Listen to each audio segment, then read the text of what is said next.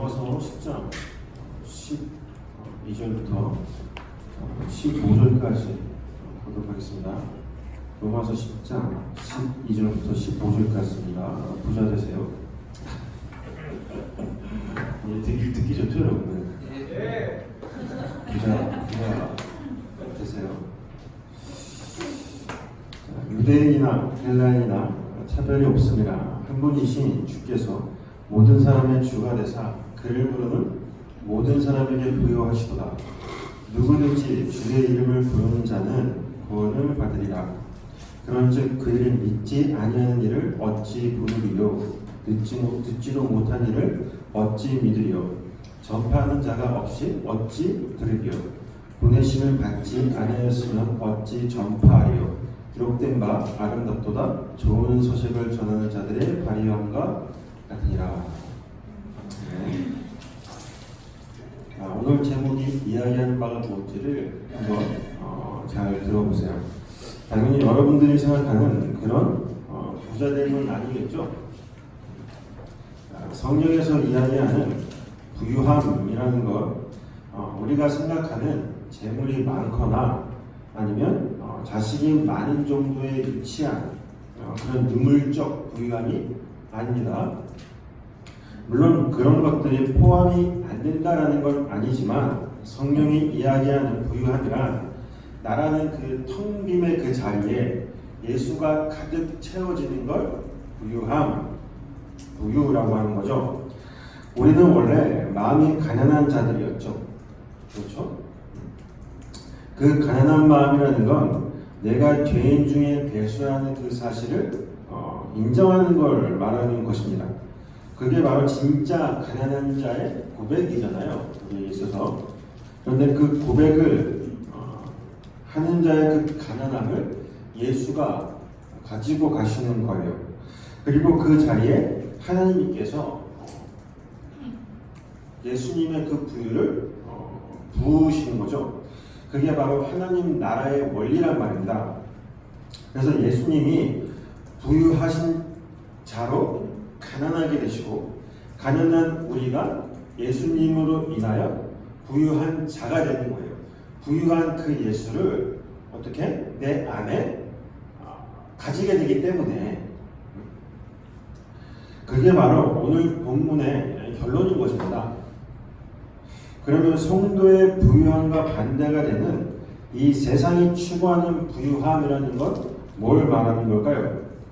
인간들이 추구하는 부유함이란 나라는 존재의 가치 향상을 위해 행하는 그 모든 사유적 행위 그리고 그걸 이루기 위해 이 땅의 것을 전적으로 의존하는 것 전체를 다 포함하고 있는 것입니다. 성경은 그러한 부자들의 모습을 이스라엘의 율법주의와 인본주의의 추락으로 등장을 하는 바리새인과 그리고 서기관 등을 통해서 우리에게 보여주고 있는 거죠. 그러한 자기 증명, 자기 확장이라는 바리새인의 그 자기 추구의 행위는 인간들의 본질적인 방향성인 것입니다. 모든 인간은 다 그렇게 바리새인처럼 산다는 거예요. 여러분들 역시 마찬가지예요. 저도 마찬가지고. 이렇게 이 역사 가운데 존재하는 모든 인간은 자신이 소유하고 있는 것 모든 걸 다 동원해서라도 자신을 증명해내고 자신의 영역과 이름을 확장하기 위해 살아요. 그게 단지 사람마다 다 다르게 나타날 뿐입니다. 돈, 명예, 건강, 내 가족, 내 일, 내 비전 이런 것 등을 나라는 그 존재 안에 이렇게 복속시켰다 놓고 그것들을 자기 증명과 자기 확장이라는 그 수단으로 삼아 나의 만족과 행복만을 위해서 사는 거죠. 그렇게. 그게 바로 이 세상이 추구하는 그릇된 생명 논리예요. 진짜 생명의 뭔지를 모르고 내 이유로 이게 살아 있음을 그냥 생명이라고 착각을 하는 거죠. 그게. 그런데 그건 생명이 아니라 생명 없음이란 말입니다. 그걸 성경이 뭐라 그래요? 다른 말로 죽은 자라고 하는 거예요. 그래서 성경은 이 세상을 죽은 자들의 세상이다라고 명명을 하는 것입니다. 그렇게 모든 존재들이 죄와 허물로 죽은 자들로 태어나는 거지 산자로 태어나는 자들은 아무도 없어요. 하나도 없습니다. 그래서 그들은 자신들을 위해서 사는 것이 옳은 일이고 정당한 삶이라고 착각을 하는 거죠. 성경은 이러한 자들을 다 총칭하여 부자라고 하는 거예요. 자, 성경에 보면 인간들의 그 자기 추구하는 부자됨을 예수님께서 비유로 말씀하신 적이 있으세요. 자, 우리 누가복음 12장으로 한번 가볼까요? 자, 먼저 13절을 보겠습니다.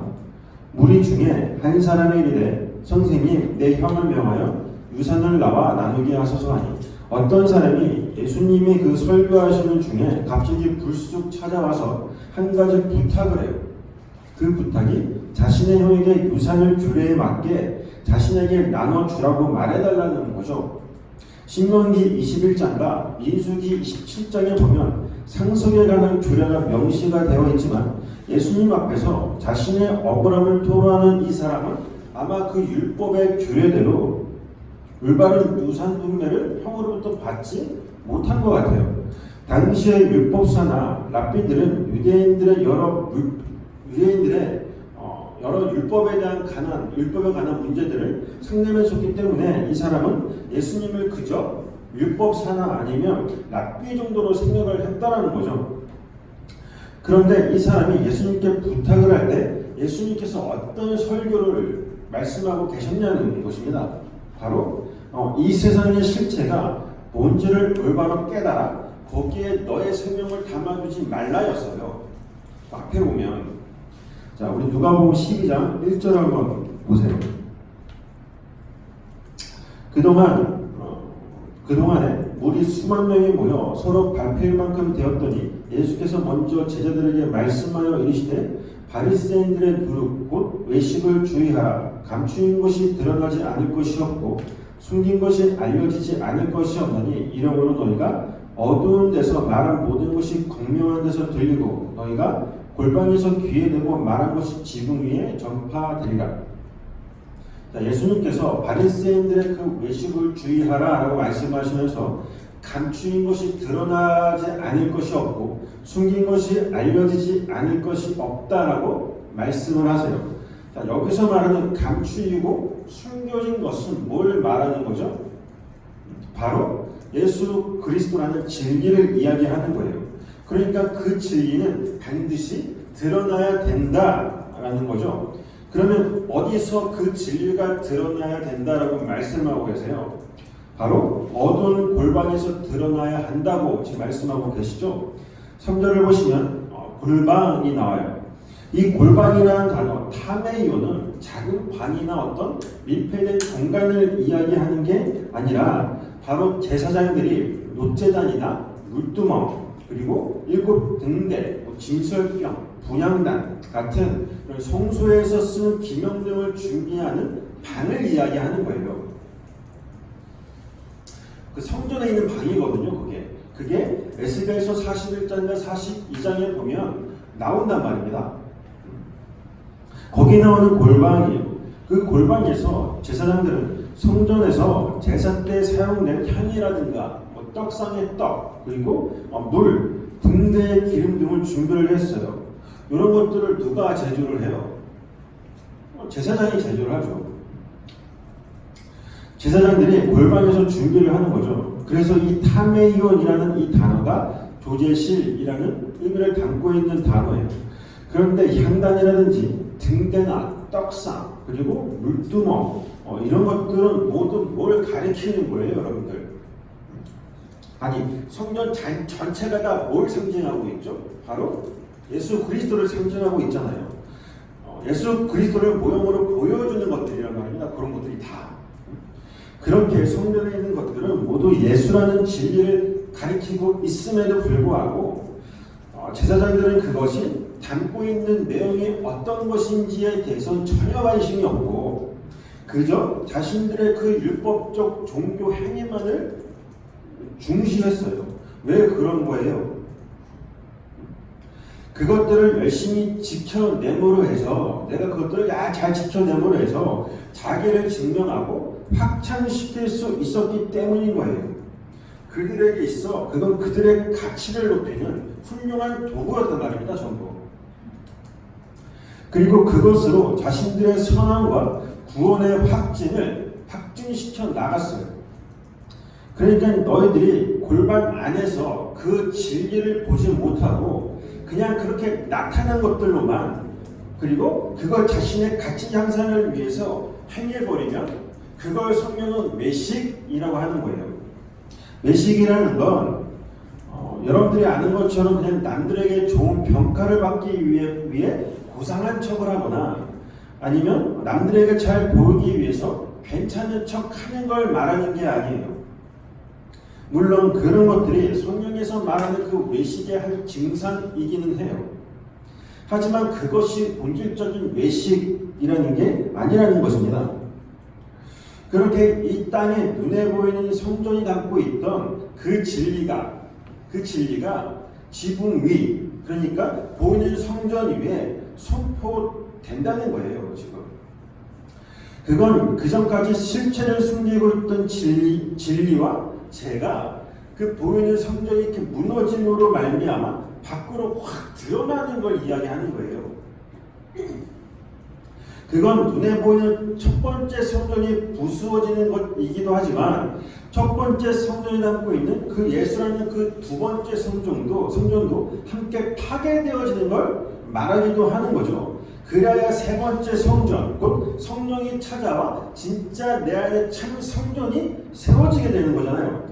그렇게 내 안에 세 번째 성전이 세워지면 지금까지 내 밖에서 들렸던 그래서 그 말씀들, 그래서 그것이 그저 나에게 지식으로만 차곡차곡 쌓였던 그것들이 율법주의와 인본주의로만 보이면 그저 입만 무성한 그런 무화과 나무처럼 열매를 맺을 수 없던 것들이 이제 그 말씀이 내 안에 들어와 내 안에서 들리게 되면 그 진리는 이제 내 안에서 실제가 된단 말이에요. 생명이 되는 거죠. 지금 그 이야기 하는 거예요. 그래서 진리의 성령이 와서 뭘 한다고 해요? 바로 죄에 대하여, 의에 대하여, 곧 진리에 대하여 알게 하신다라고 성령이 이야기를 하는 거예요. 예수님께서. 그렇게 나라는 존재가 이 진리와 하나됨, 곧 그리스도와의 연합을 통하여 자신의 실체가 폭로가 되면 그 전까지 세상을 친구로 삼으며 살던 너희들은 이제 정반대로 세상과 원수가 되어 맞아주는 삶을 살게 될 것인데 그거 두려워하지 마라고 지금 이야기하는 거예요. 지금까지는 나의 이름과 가치를 높이는 것이 이 세상 속에서 나의 그 살아있음, 그 생명 있음을 가치 있게 하는 거고, 그리고 그것이야말로 성공하는 삶이라 자부하면서 그것들이 내가 맺은 최고의 열매라고 여기면서 내놨는데 그건 열매가 아니라 더 이상 열매가 아니라 죽은 자들에 내어놓는 배설물에 불과하다라는 그 사실을 알게 되었다라는 말이에요. 그리고는 진짜 가치를 위해 사는데 세상이 볼 때에는 이해하지 못하고 그저 너를 죽이려는 것처럼 달려들겠지만 걱정 말라는 거예요. 그게 바로 그 밑에 4절과 5절인 거죠. 그래서 한 4절 보세요. 내가 내 친구 너에게 말하니 몸을 죽이고 그 후에는 능히 더 못하는 자들을 두려워하지 말라. 보세요. 이제 하나님인 내가 너희와 친구인데 왜 이 세상을 두려워하냐는 거예요. 너희들의 그 가시적인 육적 죽임이라는 건 진짜 실체가 아니라는 것입니다. 그건 그저 껍데기일 뿐인데 왜 자꾸 거기에 진짜 생명이 있는 것처럼 여겨 거기에 가치를 부여하고 값을 매기면서 열심히 네 안에 그 안에 뭔가를 소유하려고 하냐는 거예요. 바로 그러한 소유지향적인 삶을 이야기하는 거죠. 그것이 바로 인간들의 부자되기의 실체란 말입니다. 우리는 그것들이 나의 생명을 유지해 줄 수 있는 것이 아닌 유한적인 것이라는 걸 뻔히 알고 있으면서도 왜 그렇게 집착을 하고 끊임없이 소유하려고 들려는 걸까요, 여러분들? 여러분들 매일 나의 것들을 소유하려고 애쓰잖아요. 그렇죠? 자기를 증명하고 나를 확장시키고 다 그러면서 산다니까요. 답은 뻔합니다. 그거. 자신이 가지고 있는 것이 가장 선한 것임을 증명해내기 위해서예요. 그것이 상대적 비교식 속에 종속되어져 있는 인간들의 그 실체란 말입니다. 전부. 자, 생각해보세요. 내가 누군가와 비교할 대상이 사라지면 여러분들은 어떨 것 같아요? 내가 갖고 있는, 내가 유일하게 자랑할 만한 것이 있는데 내가 자랑할 만한 것이 있다는 건 어떤 대상과 그거를 비교하고 있다는 얘기잖아요. 그런데 그 비교 대상이 사라지면 어떨 것 같아요, 여러분들? 내가 이러는 것에 점수를 못 매기면 나에게 있어서 그 비교 대상이 사라지면 나에게 무가치한 것이 되어버리죠. 쓰레기 된단 말입니다. 왜? 자랑을 못하니까. 그러면 버리게 돼요, 사람을. 그러니까 자기 만족이라는 건 그런 거예요. 어떤 대상과 내가 추구하는 걸 비교하여 내가 쟤보다 좀 낫네 하는 그거. 내가 쟤보다 좀 더 많이 하네. 야, 내가 그래도 쟤보다는 좀 괜찮은 거 아니야? 성숙하네 쟤보다는. 내가 좀 더 선하네. 그게 바로 선과 악을 갈라 내 편에서 더 선한 것을 취하려고 하는 세상 원리인 거예요, 여러분들. 그래서 나를 증명해내는 것, 그거라니까요. 그런데 그렇게 못하면 두려운 거예요, 사람들은. 뭐가 두려운 거예요? 라칸이나 아니면 LA 프롬의 그 정식 분석학에서 두려움이 뭔지를 열심히 파헤치는데 그거 웃기는 소리예요, 여러분들.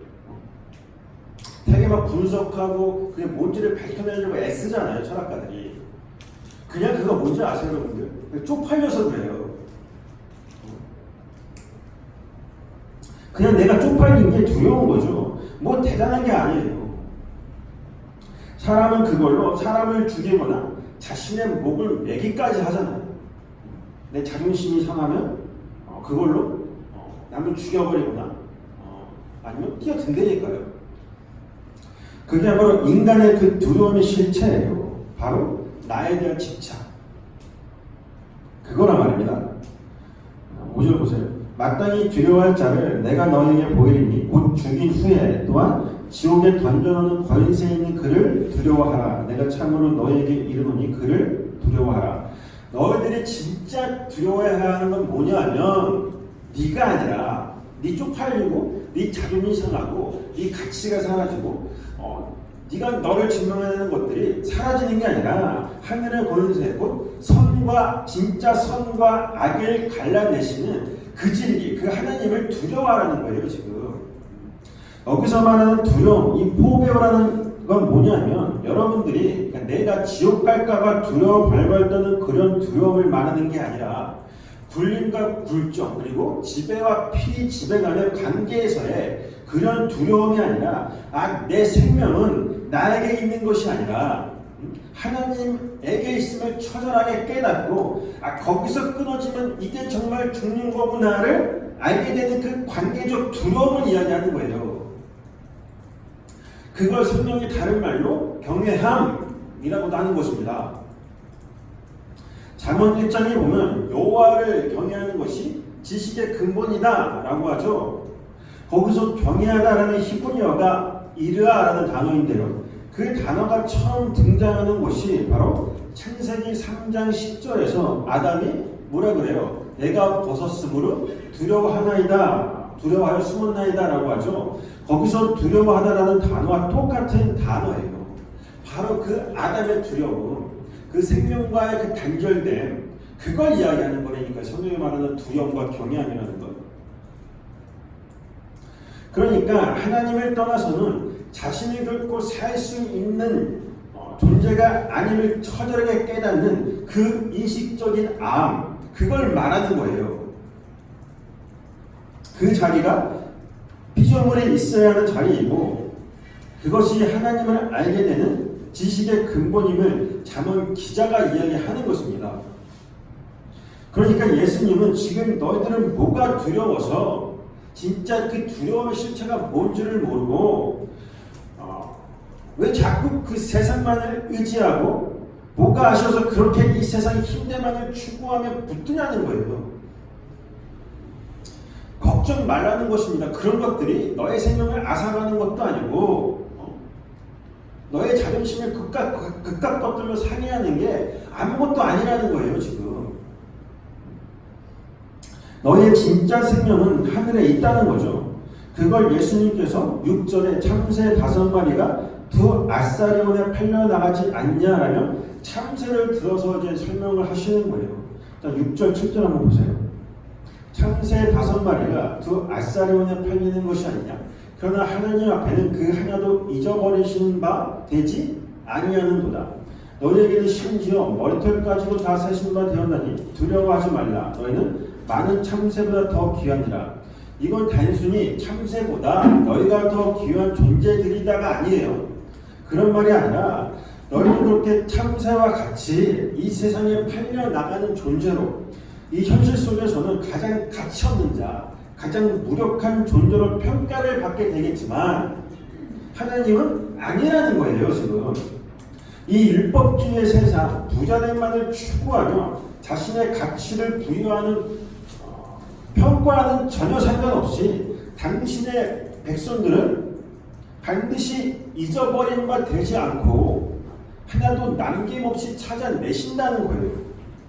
그게 바로 우리가 배웠던 잃어버린 양 한 마리의 비유, 잃어버린 한 드라크마의 비유, 그리고 둘째 아들의 이야기란 말입니다. 똑같은 내용이에요.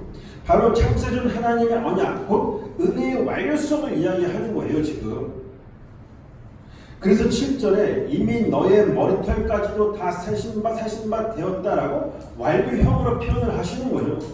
그건 뭐 머리털 하나하나 하나님이 예의주시하면서 일거수일투족을 이렇게 신경 쓰신다는 그런 말이 아니라 성경에서 말하는 머리털이라는 건 뭐냐면 가장 가치 없는 것, 곧 인간의 본질적인 죄의 실체가 폭로가 될 때 주로 쓰이는 용어예요. 그러니까 너희가 잘나거나 어떤 자격과 조건이 있어서 구원이라는 게 주어지는 게 아니라 하나님의 은혜로 격발이 되는 구원이기 때문에 너 자신의 어떤 안됨, 그 존재적 죄된 그 상태를 보고 거기에 얽매여서 왜 난 이렇게 안 돼? 나는 왜 요거밖에 안 되는 거야? 하면서 남과 나를 비교해가고 하나님과 나를 비교해가면서 평가하지 말라는 거예요. 지금 왜 그거에 의해서 너희들 자꾸 두려워하고 너 자신을 올가매냐는 겁니다. 지금 그걸 두려워 말라는 거예요. 왜 하나님의 약속을 믿어? 하나님의 언약을 못 믿는 거야. 네 안에 예수가 있잖아. 그 말씀하시는 거예요. 근데 우리는 절대 못 믿죠. 내 상태만 바라보고 내 안됨을 바라보면서 나 정말 구원받은 거 맞아? 제가 지금 구원의 확신을 이야기하는 건가요? 약속이라니까요. 하나님의 언약을 인식해야 된다는 거예요. 우리는 끊임없이. 근데 우리는 자꾸 잊어버리는 거예요. 나의 상태를 보고. 나의 상태가 안 되니까 어떻게 해? 뭔가 자꾸 다른 것에 내 힘을 쏟고 가치를 찾아내려고 애쓰잖아요. 다들. 바로 하나님 측에서의 암. 야, 내가 너 그런 거 다 알아. 네가 그런 존재고 너는 그럴 수밖에 없다는 걸 다 알아. 그 말이에요. 그러니까 그건 너 알기 때문에 그걸 너 죽여버릴 거야? 그런 말이 아니에요. 그런 말이 아니라 구원 못 받을까봐 무서워서 별걸 떨면서 종교적 열심을 내지 말라는 거예요. 지금 죄인 아닌 척, 꽤 괜찮은 척, 아는 척 그렇게 치장하고 감싸지 말라는 것입니다. 그저 하나님의 은혜에 굴복하여 네가 네 자신을 인정하고 그냥 하나님의 은혜만이 난 필요하구나를 인정하고 내 앞에 그저 바짝 엎드리면 되는데 왜 자꾸만 죄인 아닌 척 하냐는 거예요. 왜 그런 거예요? 그 역시도 결국 쪽팔릴까 봐. 두려운 거죠, 결국. 그 역시도. 그러니까 그 두려움은 하나님이 두려워서가 아니에요. 하나님이 두려워서가 아니라 내가 잘못될까봐 그런 거잖아요. 결국 그 역시도. 철저히 나를 위한 두려움이에요. 그런 두려움 갖지 마라고 지금 예수님께서 말씀하시는 거예요. 너희들의 그 실체가 폭로되는 것, 그걸 쪽팔려하지 말라는 겁니다.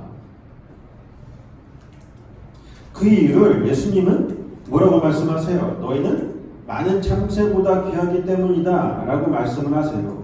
자, 여기서 귀하다라는 단어가 디아페로라는 단어인데요. 이 단어는 뭐뭐를 통하여 라는 전치사 디아와 페로, 이게 결실하다, 열매를 맺다라는 동사예요. 그 합성어거든요. 이게 디아페로가. 그러니까 참새보다 귀하다라는 건 뭐냐 하면 단지 상대적으로 낫다라는 어떤 비교, 우위를 표현하는 게 아니라 참새는 무슨 잘못이에요, 여러분들? 표현하는 게 아니라 그러한 참새의 팔림을 통하여 너희는 결실, 곧 열매를 맺게 될 것이다 라는 그런 말이에요. 그것이 귀하다라는 거지 참새보다 너희가 더 낫지 않냐? 라는 그런 유치한 말씀을 하시는 게 아니라니까요, 이거. 차라리 참새가 부러워요. 하나님이 날라면 날고 먹으라면 먹고 그렇게 사는 게 참새잖아요. 안 부러워요. 차라리 참새가 부럽다니까요. 참새는 뭔 잘못이에요 도대체. 여러분들은 나아요 참새가. 그런 말씀 하시겠냐고 지금 예수님께서. 따라서 여기서 말하는 참새의 팔림이라는 건 뭐냐 하면 곧 성도의 이 역사 속 자기 부인의 삶을 지칭하는 거예요. 가장 가치 없는 존재로 이 세상에서 죽게 될 텐데 그것이 바로 포도나무 가지가 맺는 열매라고 이야기하는 거예요 지금. 그런데 그런 가장 보잘것없는 모습으로 먼저 죽으신 분이 누구예요? 바로 예수 그리스도잖아요. 예수예요. 참새처럼. 예수님이 먼저 하나님으로부터 이 세상에 팔림을 당해 첫 열매가 되세요. 그게 바로 잠자는 자들의 첫 열매잖아요. 따라서 우리 역시도 그 열매 안에서 이 세상에 팔려 그 열매를 맺게 될 것이다 라는 하나님의 약속을 이야기하는 거예요 지금. 그래서 성경에서 보면 참새는 뭐냐면 여러분들 희생제물로서의 그 새를 말하는 거예요. 레위기 14장에 보면 새를 희생제물로 드릴 수 있는 규례가 나오죠. 문둥병에 걸린 자들을 정결케 하는. 거기서 나오는 그 새가 참새예요, 여러분들. 그러니까 여기서 말하는 참새를 사고 파는 행위는 뭐냐면 희생 제사를 드리기 위해서 당시에 새를 파는 걸 이야기하는 거예요. 그러니까 바로 십자가 이야기하는 거예요, 이거 역시. 그러한 예수의 팔림, 그 십자가는 성도의 인생 속에서의 자기 부인을 모형적으로 보여주는 것이기도 한 거잖아요. 그래서 8절부터 그 뒤에 자기 부인의 이야기가 나오는 거란 말입니다. 문맥을 잘 따라서 읽어오셔야 돼요. 성경을.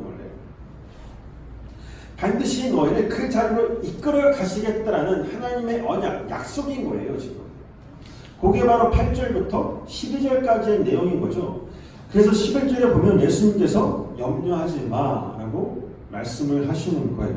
세상은 그렇게 너희의 부자됨을 강요하며 그걸 거부하는 너희를 죽이려고 할 텐데 걱정 말라는 것입니다.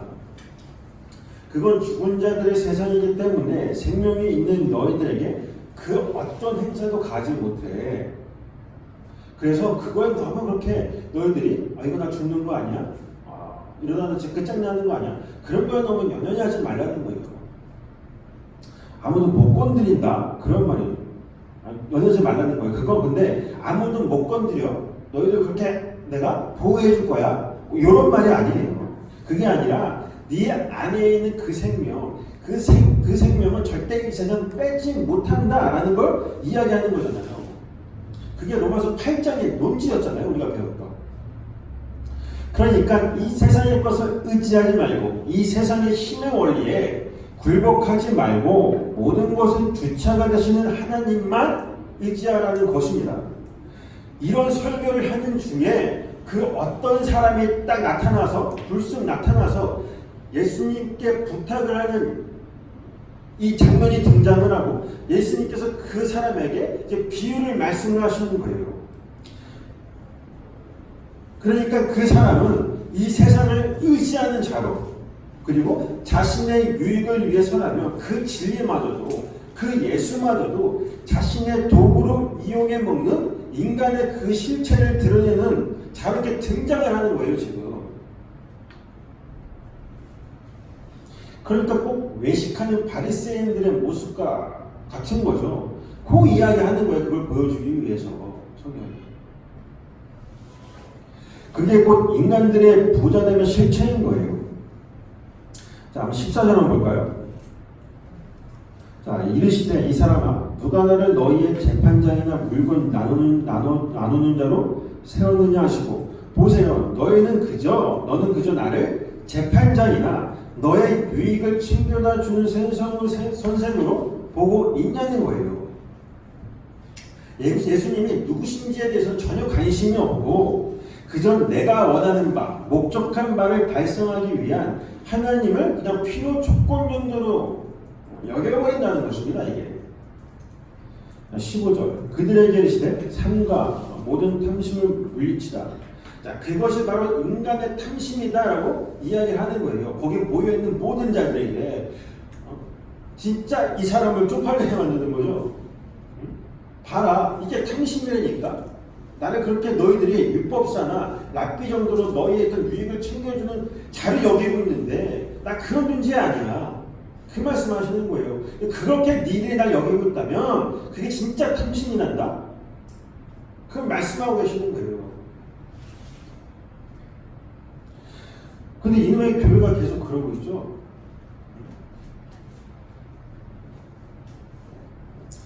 인간은 언제나 이런 탐심으로 종교를 가지게 돼요. 그렇기 때문에 인간이 추구하는 모든 종교는 모두 자기 중심적으로 자신이 원하는 것들을 해결받고자 하는 신앙으로 짜여지기 마련인 것입니다. 이것이 나를 예수를 믿는다, 하나님을 믿는다라고 하는 자들의 바로 종교적 탐심인 거예요. 그래서 바울은 골로새서 3장 5절에서 뭐라 그래요? 그러므로 땅에 있는 지체를 죽이라 라고 말을 하죠. 그것이 곧 음란과 그리고 부정과 사욕과 악한 정욕과 탐심이다. 그러면서 곧 탐심을 뭐라 그래요? 그게 진짜 우상 숭배야. 그게 우상이지 라고 이야기를 하는 거예요. 다른 걸 우상으로 말하는 게 아니라 그런 종교적 탐심을 가지고 내 것을 취해 보려고 하는, 챙겨 가지려고 하는 그 모든 것들, 그게 우상 짓거리라는 거예요. 그리고 그런 자들을 가르쳐 뭐라 그래요? 그걸 사탄이다, 마귀다, 너희가 우상이야 라고 분명히 예수님이 말씀하셨단 말입니다.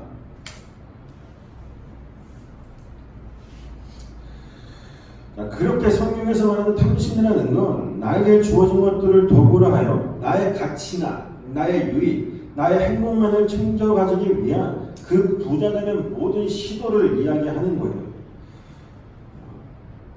그게 바로 자신의 생명인 줄 착각한다는 거죠.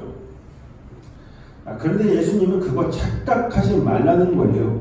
사람들은 그것들은 너에게 그 생명을 가져다 주는 게 아니라 오히려 사망이라는 걸 말씀하시는 거란 말입니다. 사람의 생명이 그의 소유에 넉넉한데 있지 아니하니라 하시고, 아무것도 가지지 말고 그냥 무소유의 삶을 살아라 라는 이야기하는 게 아니에요. 사람은 그 무소유마저도 내 가치를 삼잖아요. 나 이렇게 무소유로 살아.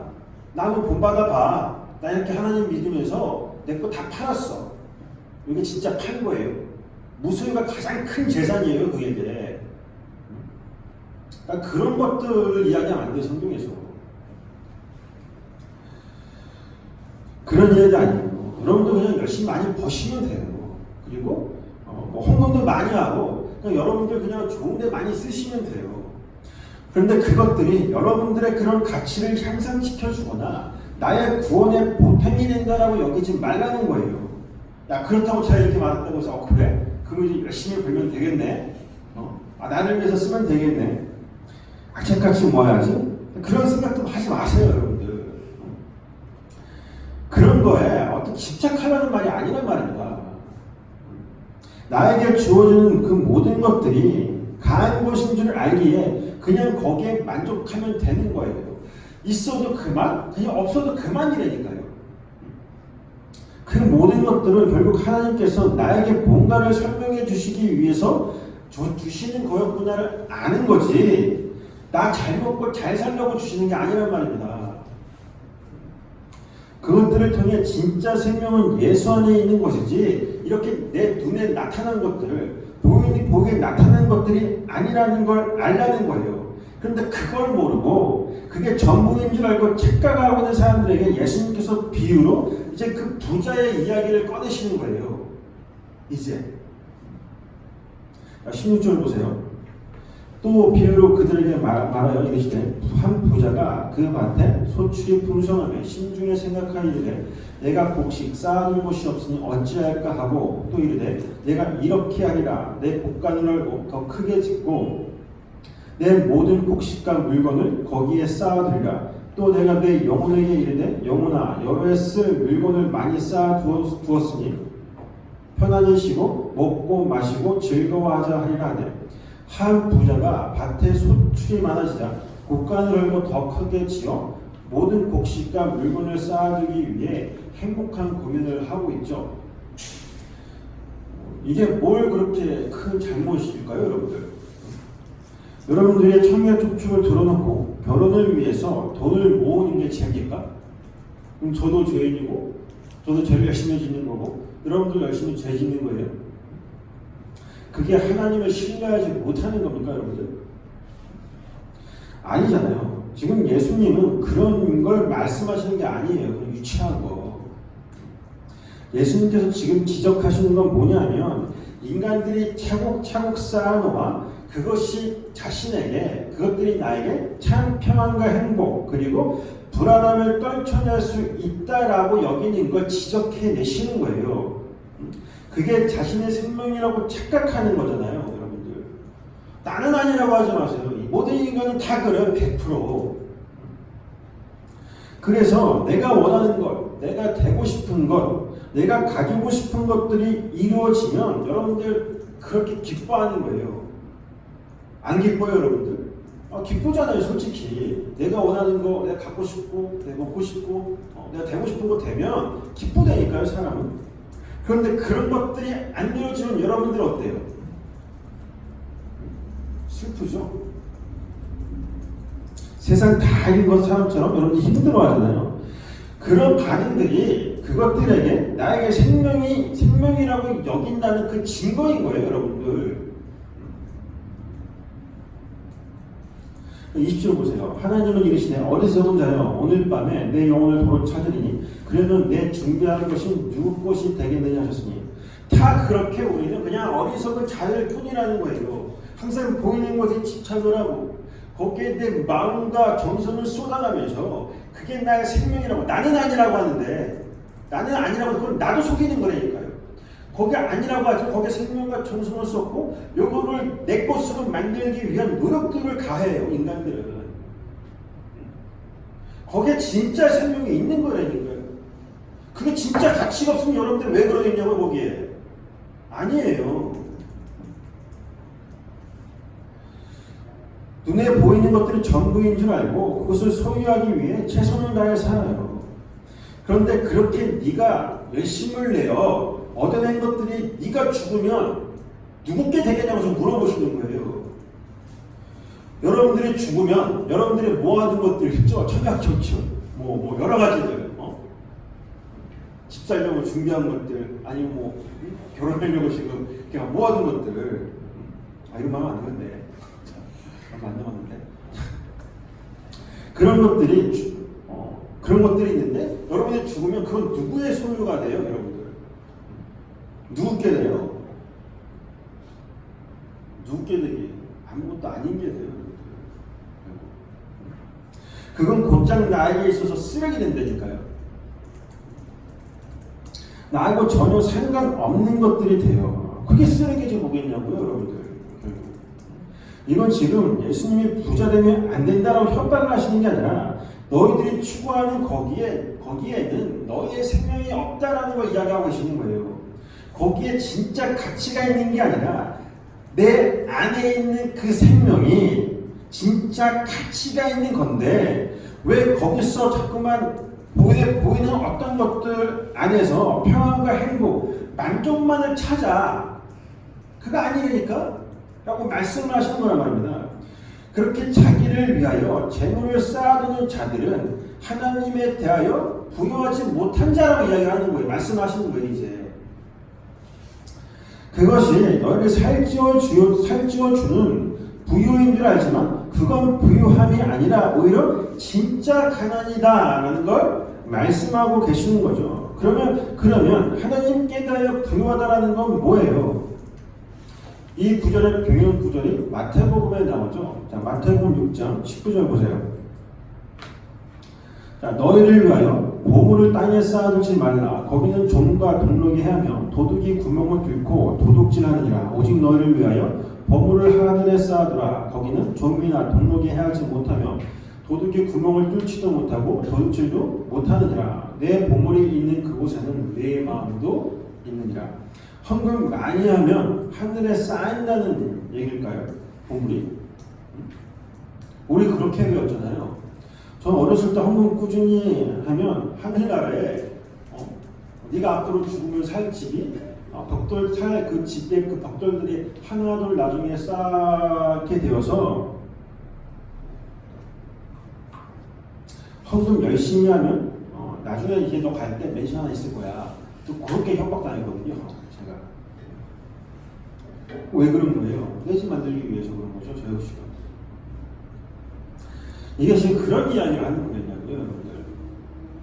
잘 보시면 보물을 중심으로 이렇게 두 가지가 서로 대조를 이루고 있죠. 뭐예요? 땅에 쌓는 것과 하늘에 쌓는 것이에요. 보물을 땅에 쌓게 되면 종이 먹거나 녹슬어서 결국 도둑질을 당한다고 하고, 보물을 하늘에 쌓으면 절대 종도 없고 녹도 쓸지 않으며 도둑질을 당하지 않는다라고 이야기를 해요. 자, 성경에서 말하는 보물이라는 거, 보화라는 건 누구를 가리키는 거예요? 바로 예수 그리스도를 상징하고 있는 게 보물, 보화잖아요. 그러면 그 보물, 그 예수를 땅에 쌓는다라는 건 뭘 말하는 거예요, 여러분들? 바로 이 땅에서 나의 가치를 높여주고 내 성숙됨과 자격됨을 챙겨주며 이 세상 속에서의 힘과 인기 등을 누리기 위해 예수를 추구하는 걸 말하는 거예요. 그게 보물을 땅에 쌓는다라는 이야기인 거예요. 그렇게 자기 증명, 자기 확장을 위해 쌓게 되는 건 모두 녹슬어서 사라지게 될 것이다 라는 그런 말이죠. 그것이 인간들이 추구하는 부유이고 그 부유는 반드시 사망이 될 뿐이다 라는 걸 말씀하고 계시는 거예요. 그런 자들이 바로 바리새인이고 어리석은 부자이며 또한 우리의 모습이다라고, 우리의 모습인 것이기도 한 거예요. 지금 우리는 예수를 믿는 것조차도 누굴 위해 믿어요? 여러분들 솔직히 나를 위해 믿는다니까요. 다 결국 여러분들 구원을 위해서 지금 믿는 거 아닙니까? 솔직히 예수를. 그러니까 우리는 내가 예수를 믿는 것조차도 내 것이 되면 안 되는 거예요. 내가 예수를 믿는다는 건 하나님의 것이 되어야 된다니까요. 내가 예수를 믿는다가 아니라 그 하나님이 나의 그 예수를 믿게끔 해 주시는 걸 이야기하는 거예요, 지금. 그렇게 하나님의 것이 이 인생 속에서 점점 나타나게 되는 걸 하늘의 보물을 쌓는 것이라고 이야기를 하는 것입니다. 그걸 예수만이 내 생명이고 나에게서는 그 어떤 선한 것도 나을 수 없는 존재일 뿐인데 이런 나를 사랑하셔서 그렇게 그 보물을 알게 하시는구나, 나에게 그 진리를 알게 하시는 거구나를 알아가게 되는 걸 말하는 거예요. 그렇게 조금씩 인생을 통하여 예수의 그 필요성, 그 십자가 은혜의 필요성을 깨닫게 되는 것, 그걸 보물을 하늘에 쌓는다라고 이야기를 하시는 것입니다. 그러니까 여러분들이 헌금이나 구제, 봉사를 많이 한다고 해서 하늘에 어떤 보물이 많이 쌓이는 게 아니라 내가 지금 탈탈 털려서 비워지게 되는 것, 그게 바로 하늘에 보물이 쌓여지게 되는 거예요. 생각해 보세요. 하나님 나라가 어디 있어요, 여러분들? 우주 저 멀리 어딘가에 있나요? 아니면 뭐 누가 말하는 것처럼 시공간을 초월한 어떤 4차원 연성 그런 데 있어요? 무식한 이야기들. 어디 있어요, 여러분들? 바로 여러분들 안에 있어요. 하나님 나라는 다른 게 있는 게 아니라 내 안에 있다니까요. 그러니까 하나님으로 인하여 내가 점점 털리고 비워진다는 것, 점점 나라의 존재를, 나를 자기를 부인하게 된다는 것, 내 안에 하나님의 생명 곧 하나님의 생명 곧 예수로 점점 태워진다는 거예요. 그게 자기를 부인하고 자기 십자가를 지는 성도의 삶이기 때문에, 그러면 그게 하늘의 보물을 쌓게 되는 거란 말입니다. 그게 진짜 부요인 거예요. 그게 오늘 본문에 그를 부르는 모든 사람에게 부요하시다라는 사도 바울의 논지인 것입니다. 제가 이거 하나 설명하려고 지금 이렇게 끌고 들어온 거예요. 그게 참 부요이고 행복인지를 알게 되는 이들은 당연히 어떻게 되겠어요, 여러분들? 예수의 이름을 부르게 돼요.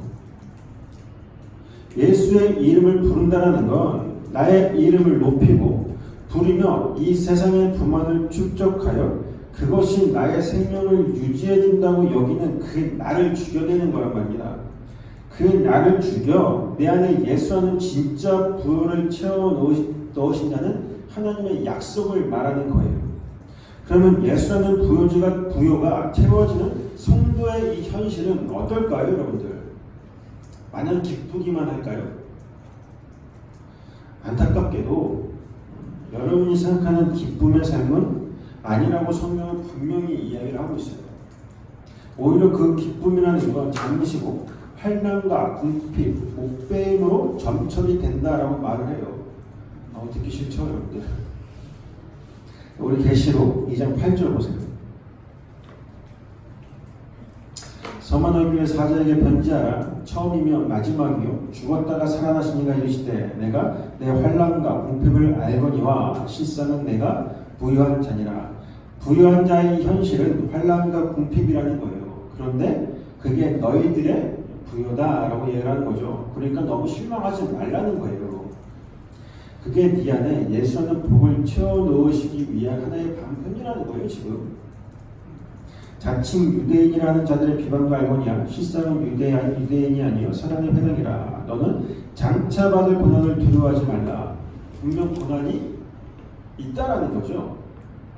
볼지어다 너희가 장차 너희 가운데 몇 사람을 옥에 던져 시험을 받게 하리니 너희가 10일 동안, 여기서 10일 동안이라는 건 완전수예요. 그 완전한 고난을 말하는 거죠. 그러니까 이 세상 속에서의 성도의 자기 부인을 철저히 다 경험하게 된다는 이야기예요. 오케이? 자, 환난을 받으리라. 내가 죽도록 충성하라. 야, 그런 환난이 너에게 다가올 텐데 그거 참아내라는 거예요. 그건 당연히 너에게 주어지는 것이기 때문에 그리하면 내가 생명의 간을 내게 주리라. 그러면 너에게 상이 하나 주어질 텐데 그 상이 뭐라 그래요? 생명이다라고 한단 말이에요. 지금 바로 예수라는 생명, 영생을 허락하신다는 거예요. 이게 바로 성도의 인생이고 현실이라는 것입니다. 이게 그건 육적 부요, 곧 탐심만을 추구하는 이 세상을 볼 때에는 결코 이해하지 못하는 삶인 거예요, 여러분들. 한 군데 더 볼까요? 계시록 13장 9절 보세요. 표준사본용으로 한번 보죠. 누구든지 귀 있는 자는 들으십시오. 사로잡힐 사람이라면 사로잡힐 것이며 칼로 죽임을 당할 사람이라면 칼에 죽임을 당할 것입니다. 이 말은 하나님의 거룩한 백성에게는 인내와 믿음이 필요하다는 뜻입니다. 포로로 잡혀가게 되는 일과 칼에 맞아 죽는 것을 경고하면서 성도들의 그 인내와 믿음을 요구를 해요. 그러면 누가 포로로 잡혀가고 누가 칼로 죽임을 당한다는 말이에요. 바로 성도죠. 이것이 바로 하나님의 통치 아래에 속하여져 있는 성도의 이 세상 속 현실인 거예요. 10절에 보시면 사로잡다라는 단어가 포로가 되다라는 뜻이에요. 그러니까 성도는 이 세상 속에서 성도의 이 세상 속에서 포로의 그 삶을 살게 된다는 것입니다. 그리고 포로의 그 삶을 살게 된다는 것, 곧 뭐예요? 칼에 죽임을 당한다는 거잖아요. 그렇게 성도는 그런 현실이 다가온다는 거예요. 그래서 계시록에 보면 모든 성도의 현실을 뭐라 그래요? 목배임을 당한 자라고 하는 것입니다. 그게 바로 이 역사 속 성도의 자기 부인의 삶인 거예요. 결국 이런 성도의 인생은 세상으로부터 매맞고 하고 싶은 건 못하고 박해를 당하고 그런 걸 말하는 게 아니라, 단순히 그런 걸 말하는 게 아니라 말씀에 의해서 내가 도륙당하는 걸 이야기하는 거예요. 낱낱이 해부당하는 거. 말씀과 말씀이 내 관절과 골수를 찔러 쪼개기까지 한다는 건 뭐냐 하면, 에이 그래도 요건 괜찮지 않아? 이 정도는 좀 남들보다 낫지 않아?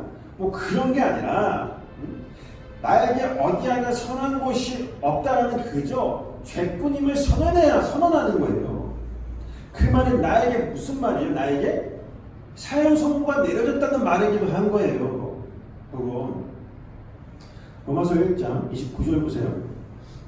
곧 모든 불의, 추악, 탐욕, 악의가 가득한 자요, 시기, 살인, 분재, 사기, 악독이 가득한 자요, 수군수군하는 자요, 비방하는 자요, 하나님께서 미워하시는 자요, 능욕하는 자요, 교만한 자요, 자랑하는 자요, 악을 도모하는 자요, 부모를 거역하는 자요, 우매한 자요, 배약하는 자요, 부정한 자요, 무자비한 자라. 그들이 이 같은 일을 행하는 자는 사형에 해당한다고 하나님께서 정하심을 알고도 자기들만 행할 뿐 아니라 또한 그런 일을 행하는 자들을 옳다 아니라.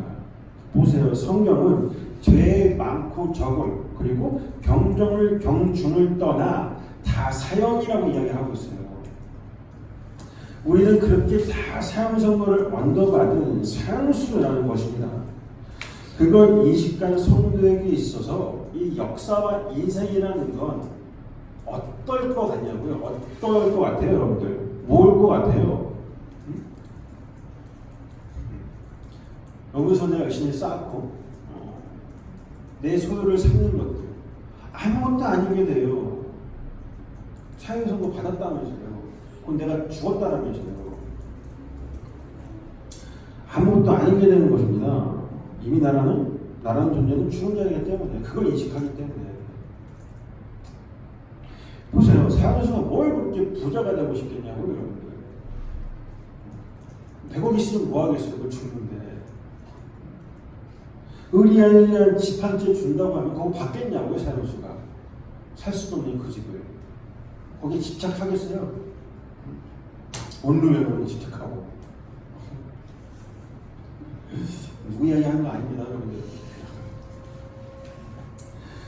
그건 그저 휴지에 불과하고 내가 몸담고 살 수 없는 모델하우스에 불과한 것이기 때문에 그게 그에게는 아무런 가치가 되질 않아요, 여러분들. 삶 속에 진짜 필요한 건 자신의 생명을 담보해 줄 자예요. 그런 자가 있다면 사형수는 자신의 그 생명을 살려줄 자만 꽉 붙들게 돼요. 그리고 그게 진짜 가치구나. 야, 그 자만이 진짜 나에게 생명을 가져다 줄 수 있구나 하고 그 모자를 꽉 붙들게 된다니까요. 그게 바로 이 역사와 인생을 살아가게 되는 성도의 올바른 인식인 거예요, 여러분. 그리고 그 자리에서 자신을 살려준 자의 그 은혜의 현실을 경험하고 배워가는 거, 그게 바로 신앙생활인 거예요, 여러분들. 자, 여러분들은 어떠세요? 이 세상 속에서 나의 보잘됨을 추구하면서 사십니까? 아니면 나의 텅 빔을 채워줄 수 있는 진짜 부여가 되신 주님의 이름을 부르며 주님을 경험하고 계십니까? 우리는 끊임없이 이 인생이라는 자기 부인의 현장에서 난 왜 예수를 믿어야 살 수 있는가를 배워야 하는 거지, 내 배를 불려줄 내 명예, 내 인기, 내 공로, 내 평판을 쌓는 게 아니라는 걸 반드시 기억하시길 바라겠습니다. 여러분들은 항상 이 고민 안에서 성령을 바라보고 그 성령이 나에게 말하는 바가 뭔지를 처절히 깨달으셔야 되는 거예요.